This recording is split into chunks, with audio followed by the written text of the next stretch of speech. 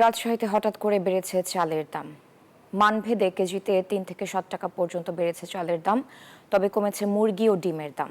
চালের বাজারে বিস্তারিত জানাতে রাজশাহী থেকে যুক্ত হচ্ছেন সহকর্মী মতিউর মর্তুজা। হঠাৎ করে কেন বাড়লো চালের দাম, এই বিষয়ে ক্রেতা বিক্রেতারা কি বলছেন এবং অন্যান্য যেসব নিত্যপণ্য রয়েছে সেগুলোর বাজার দর সম্পর্কে আমাদের জানাবেন।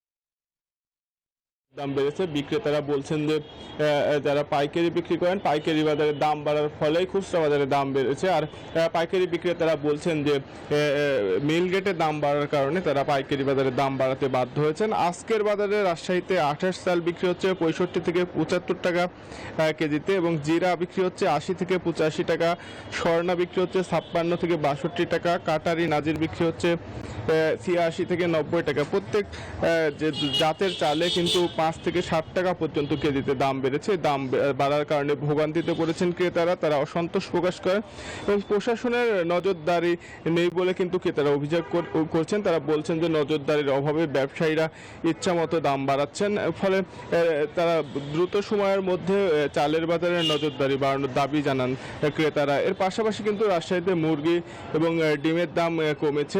এই ঈদে জামা জুতো অ্যাকসেসরিজের ডিসকাউন্ট। মুরগিতে সোনালী এবং ব্রয়লার মুরগিতে কেজিতে 10 থেকে 15 টাকা পর্যন্ত দাম কমেছে ডিমের, তবে অপরিবর্তিত রয়েছে গরু এবং খাসির মাংসের দাম।